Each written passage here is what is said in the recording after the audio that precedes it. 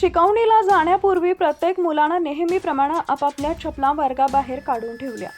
त्या चपला पुन्हा पायात घालून घरी जाण्याची त्यांची तयारी होती, पण नियतीला काहीतरी वेगळंच मंजूर होतं। काही क्षणातच त्या चपला तशाच पडून राहिल्या आणि परिसरात एकच गोंधळ उडाला।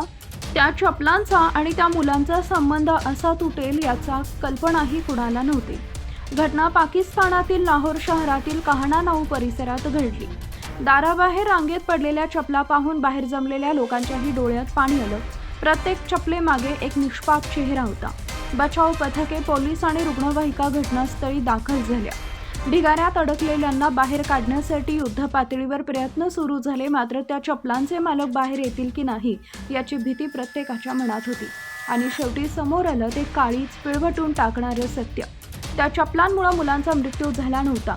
लाहोरमधील खाजगी शिकवणी केंद्राचं छत अचानक कोसळल्यानं संपूर्ण वर्ग ढिगाऱ्याखाली गाडला गेला।